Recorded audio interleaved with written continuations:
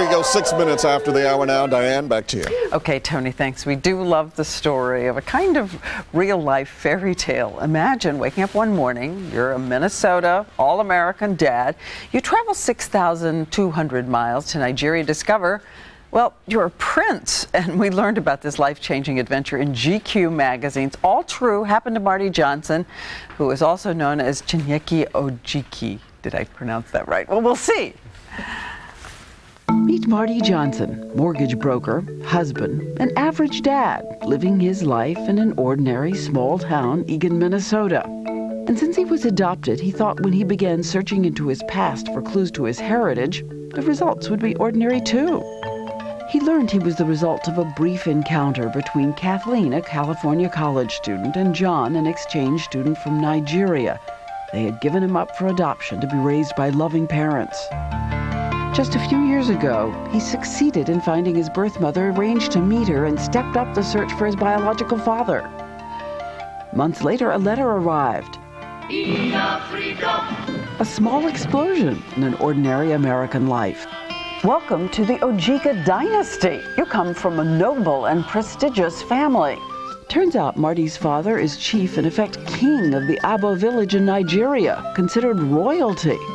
Which means Marty Johnson, Boy Scout leader, football coach, and Minnesota dad, was in fact a real-life prince. People in the village have been wondering for a long time, was this story true? Was it true that the chief had an American son? And was he in fact going to come to Abo village to meet his dad? So the son, an unlikely prince, boarded a plane to meet the family he never knew he had in a country he never dreamed he'd ever see. Traveling around the world, he discovered a father and a newfound past. From the village, celebrations erupting to welcome Abo's newest son. We get there and people are dancing in the driveway and there are all these relatives, cousins, uncles, people Marty has never seen in his entire life who are treating him like he's some kind of miracle. He walked where his ancestors walked, visited the school his grandfather founded, and gained a new view of the world and himself. Suddenly surrounded by 1, 2, 3, 4, 5, 6 siblings, a stepmother, aunts, uncles, an infinity of family friends. And the man who once knew no blood relatives discovered that even if this village couldn't raise a child, it can welcome a prince back home. And here he is, Marty Johnson, his wife Laura, and his birth mother Kathleen O'Connor Wang joining us this morning. And it's so great to see you. So welcome. Thank you sir, very much. Whatever I'm supposed to do here. It must have been, first of all, just tell me what it was the first time you saw your father in this exotic and new place to you. What did he look like to you? Well, I'd seen pictures of my father, and but it still wasn't necessarily real to me. So, you know, when I stepped out of the car and the two women that I didn't know who they were yet were just pointing to my father, I was stunned. It was a big emotional in my heart, you know, just burst, you know, and I just kind of walked up stunned and gave him a hug, and each time he would stop and look, it was, you know, just an amazing feeling in my heart. So he was part of your home, Mm-hmm. your home in your heart after all those years. But in the village itself, I gather you had a few tests you had to pass. I believe you had to eat the goat and fufu, which is the floury mush. How's the fufu? Actually, it was pretty good. I mean, it's a pretty, it's a very heavy fish flavor, but it was very good. And how was your dancing? You had to do the tribal dance.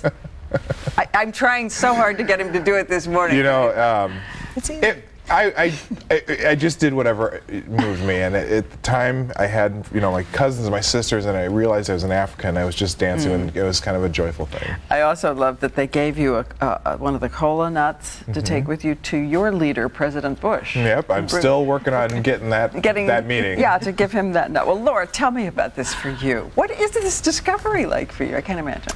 I describe it to my friends as the ultimate love story. You know, the love of a mother and a father who allowed their son to be adopted by a loving family who was wonderful to him, and the reunion of everyone. It's It's amazing. It is amazing. I know that you had to give him up because at the time you said there was no way. I was in college. I was living on $80 a month, so it wasn't something I could imagine trying to raise a child by myself. And you had only been able to hold his foot Right. before you had to let him go? Right. Couldn't even take him in your arms? They always said, I was afraid to even ask if I could hold him. So it was really something I couldn't do, and so I touched his foot. So seeing this guy, 6'4", 280 pounds, But I'm looking, I'm looking at your smiles. Isn't it? He has O'Connor smile. Yeah, you do. Speaking of O'Connor, I have calculated, and you'll have to help me here, Laura, because you're the custodian of this, I know, that among you all, you have Swedish, Norwegian, English, Polish, Czech, Native American, Irish, French, Nigerian, and through marriage, Taiwanese and Mexican Right. blood. In this. That's You're a everything. United Nations, you're not a family. That's my children. They had to write a report on, what is your ancestry, and it took them about 2 hours.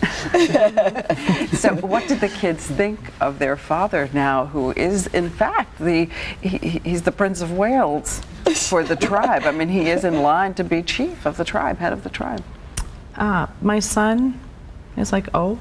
He's also going to be Okay. chief too, right? And When's baseball practice? and my daughter, she's proud to be a princess. She said, I'm proud of my family.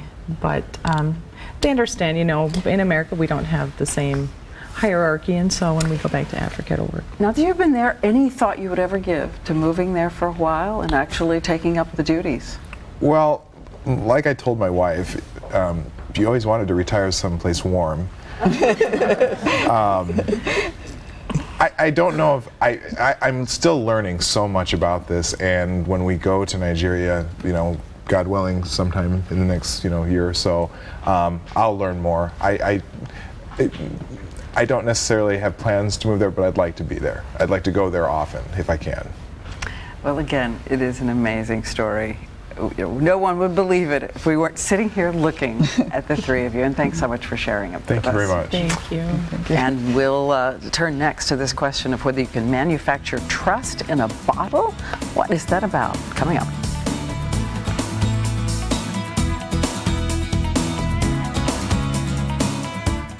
When we got married,